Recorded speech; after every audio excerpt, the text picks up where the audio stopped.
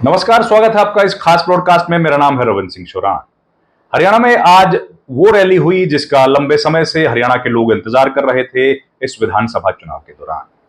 हरियाणा में कांग्रेस पार्टी के बड़े नेता, पूर्व अध्यक्ष और नेता प्रतिपक्ष लोकसभा राहुल गांधी ने दो अलग अलग विधानसभा क्षेत्रों में दो बड़ी रैलियों को संबोधित किया। इस रैली से ज्यादा लोगों को इंतजार था शैलजा और भूपेंद्र हुड्डा के एक साथ एक मंच पर आने का। आज वो काम भी हुआ। इस रैली में दोनों नेता एक दूसरे के साथ खड़े दिखे और इससे बीजेपी की उस नैरेटिव को भी धक्का लगा। वो नैरेटिव भी बर्स्ट हो गया जिसमें उन्होंने इन दोनों नेताओं के बीच विवाद की बात कही थी और उसकी वजह से शेड्यूल कास्ट के जो वोट्स हैं वो बीजेपी की तरफ खिसकने की बात उन्होंने कही। आज दोनों नेता मंच साझा किया और राहुल गांधी के साथ इस रैली में हिस्सेदारी की। असंध में हुई जो रैली थी और बरवाला में जो रैली हुई, उन दोनों रैलियों में राहुल गांधी ने वो तमाम बातें कही जो हरियाणा के लोगों के साथ जुड़ी हुई थी। उन्होंने हवाई बातें नहीं की और एक बड़ी मेहनत रैली को उन्होंने दोनों बड़ी रैलियों को संबोधित किया। उन्होंने कहा कि हरियाणा में जो लोग आज बेरोजगारी के शिकार हैं, जिन लोगों को डंकी के रास्ते अमेरिका जाना पड़ रहा है, उसके लिए हरियाणा की बीजेपी सरकार जिम्मेदार है। हरियाणा में आखिर इतनी ज्यादा बेरोजगारी क्यों है? क्या कारण है कि हरियाणा सरकार कोशिश करने के बावजूद भी महंगाई के दर को कम नहीं कर पा रही है? इन तमाम सवालों पर उन्होंने सरकार को घेरा। सत्तारूढ़ सरकार को घेरते हुए राहुल गांधी ने कहा कि आखिर क्यों एक व्यक्ति को डंकी के रास्ते जाना पड़ता है और उसका परिवार यहां पीछे बिलखता हुआ छोड़ कर उसको जाना पड़ता है। एक परिवार से वापस आके 10 साल 14 साल के बाद वो बच्चा क्यों मिलता है? क्यों वो पहले हिंदुस्तान नहीं आ सकता? और आखिर इस तरह की स्थिति के लिए जिम्मेदार सरकार अपनी जिम्मेदारी से क्यों भाग रही है? राहुल गांधी ने हालांकि ये टोन, ये एजेंडा उसी दिन सेट कर दिया था जब वो इस परिवार से मुलाकात करने के लिए करनाल गए थे और उसके बाद कल जो उन्होंने वीडियो जारी किया था और वीडियो के बाद प्रियंका गांधी का ट्वीट भी आया था, तब उन्होंने बता दिया था कि ये चुनाव, हरियाणा का जो चुनाव है, ये उसी मुद्दे पर होने वाला है जो हरियाणा में सबसे ज्यादा बड़ा मुद्दा है और वो है जवानों की बेकारी, यानी कि बेरोजगारी। और बेरोजगारी के मुद्दे को राहुल गांधी ने आज खूब उठाया, सरकार को इसी मुद्दे पर सबसे ज्यादा घेरा। उसके बाद उन्होंने आरक्षण का मुद्दा भी उठाया। ये वही आरक्षण का मुद्दा जो राहुल गांधी लोकसभा चुनाव के दौरान उठा रहे थे और उन्होंने एक बार फिर सरकार को घेरते हुए कहा कि ये सरकार कहीं ना कहीं आरक्षण को खत्म करने की तरफ बढ़ रही है और उसका जीता जागता एग्जाम्पल हरियाणा में देखने को मिला। हरियाणा में जो कौशल रोजगार निगम की भर्तियां की गई हैं, उनमें आरक्षण को अनदेखा किया गया और यह सवाल राहुल गांधी ने अपनी रैली के दौरान उठाया। अब बात भूपेंद्र हुड्डा और कुमारी शैलजा की। इन दोनों नेताओं को भी आज जब एक मंच पर देखा गया तो उसके बाद यह तय हो गया कि हरियाणा में जिस तरह की धड़ेबंदी या गुटबाजी की बात की जा रही थी वो बेमानी है।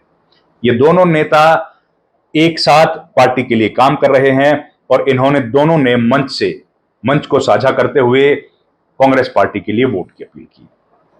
असंध में जो रैली की गई थी उसका सबसे बड़ा कारण यही था कि असंध विधानसभा क्षेत्र वो क्षेत्र है जो कुमारी शैलजा के कहने पर जिनको टिकट दी गई है या फिर कुमारी शैलजा के धड़े के जो नेता माने जाते हैं शमशेर गोगी, उनको टिकट शैलजा के कहने पर दी गई है। और राहुल गांधी ने या कांग्रेस पार्टी ने एक बार फिर से साबित कर दिया कि उनके लिए दोनों नेता बराबर के हैं और इसीलिए उन्होंने प्राथमिकता के तौर पर शैलजा के विधानसभा क्षेत्र या उनके पसंद का जो नेता है उनके विधानसभा क्षेत्र से रैली की। इस रैली के बाद अब यह टोन सेट हो गई है कि हरियाणा में जो कांग्रेस पार्टी की रैलियां हैं उनमें भीड़ खूब उमड़ रही है और बहुत ज्यादा लोग उसमें आ रहे हैं बनिस्पत की प्रधानमंत्री नरेंद्र मोदी की रैली की। प्रधानमंत्री ने 2 रैलियां की हैं और दोनों ही रैलीज फ्लॉप रही हैं, लेकिन राहुल गांधी ने पहले दिन में 2 रैली की और दोनों रैलियां धमाकेदार और बहुत बड़ी रैलियां हुई हैं। और उन्होंने जिन सवालों के जवाब मांगे, अब बीजेपी के लिए बड़ा जरूरी हो गया है कि उन सवालों के जवाब दें। प्रधानमंत्री की रैली 28 तारीख को उसी हिसार जिले में है जहां पर आज राहुल गांधी ने एक रैली को संबोधित किया। और उसके बाद अब बीजेपी और प्रधानमंत्री पर यह अतिरिक्त दबाव रहेगा कि जब उनकी रैली हो तो उस रैली की कामयाबी वो सुनिश्चित करें कि उस रैली में राहुल गांधी से ज्यादा भीड़ उमड़े और रैली ज्यादा उत्साही लोगों से भी भरी हो, क्योंकि ये बीजेपी के लिए अभी तक एक बड़ी चुनौती रही है कि प्रधानमंत्री की रैलियों में लोग नहीं आ रहे, जो आ रहे हैं वो ज्यादा उत्साहित लोग नहीं हैं, वो लोग, उन लोगों में जील या उतना एंथुजियाज्म नहीं है। कांग्रेस पार्टी इस चुनाव में जहां पहले से ही एक बढ़त बनाए हुए है, 10 साल का इनकम्बेंसी बीजेपी को फेस करना पड़ रहा है, वहां पर राहुल गांधी की रैलियों का कामयाब होना ये अपने आप में इस बात की तरफ इशारा कर रहा है कि राहुल गांधी कहीं ना कहीं एक बड़ा मोमेंटम हरियाणा में गेन कर रहे हैं और उनकी लोकप्रियता में गजब का उछाल देखने को मिल रहा है। बीजेपी हालांकि अपने नैरेटिव्स बिल्ड कर रही है और उन्होंने एक बड़ा नैरेटिव जो बिल्ड किया था कि शेड्यूल कास्ट जो वोटर है, जिनकी सबसे बड़ी नेता कुमारी शैलजा हैं, वो क्योंकि खफा है इसलिए एससी वोट अब कांग्रेस पार्टी से छिटक रहा है और वो वोट छिटक के अब बीजेपी के पाले में कहीं जाता हुआ दिख रहा है। तो आज उस नैरेटिव की भी हवा निकल गई और स्टेज से कुमारी शैलजा ने भी ये बात कह दी कि कांग्रेस पार्टी में कोई फूट नहीं है और कांग्रेस पार्टी एकजुट होकर इस विधानसभा चुनाव को लड़ रही है।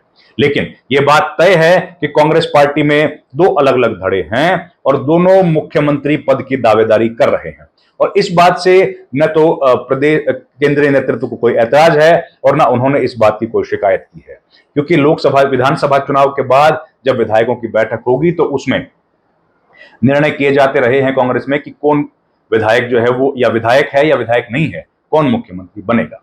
तो इस रैली से यह टोन सेट हो गई कि हरियाणा का विधानसभा चुनाव आने वाले वक्त में उन्हीं मुद्दों पर लड़ा जाएगा जिन मुद्दों को सबसे ज्यादा कांग्रेस पार्टी उठा रही है और आम आदमी से जुड़े वो मुद्दे हैं। इसके अलावा राहुल गांधी ने हरियाणा में जो बेरोजगारी पसरी है उस पर भी सवाल किया।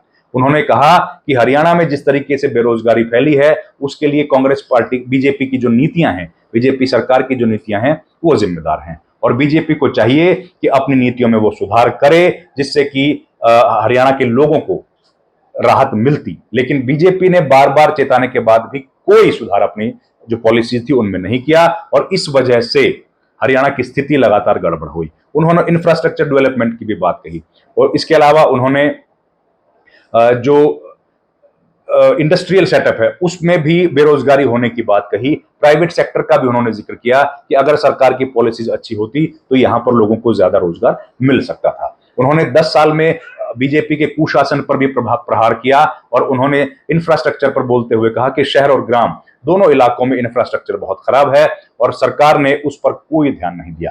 उन्होंने भ्रष्टाचार के मुद्दे पर भी सरकार को घेरा। साथ ही उन्होंने कहा कि ये बीजेपी की सरकार वही पुराने मुद्दे उठा रही है जो 10 साल से उठा रही है और साथ ही उन्होंने कांग्रेस पार्टी अगर सरकार में आई तो वो क्या क्या योजनाएं लागू करेगी, इन तमाम बातों पर भी उन्होंने जिक्र किया। उन्होंने महिलाओं के लिए 2000 रुपए की जो मासिक आय है उसके बाद कही और साथ ही साथ 500 रुपए जो पेंशन है, 500 रुपए में गैस का सिलेंडर दिया जाएगा। इन तमाम बातों पर उन्होंने जोर दिया। तो कुल मिलाकर ये रैली दोनों रैलियां कामयाब रही और बीजेपी के लिए आने वाले वक्त में ये बड़ा इंपॉर्टेंट होगा कि इनसे ज्यादा बड़ी रैली करें, क्योंकि अभी तक की बीजेपी की रैलियां कामयाब रैलियां नहीं रही थी। इस वीडियो में इतना ही। आपसे गुजारिश है कि हमारे चैनल को आप लाइक, शेयर और सब्सक्राइब जरूर कीजिए।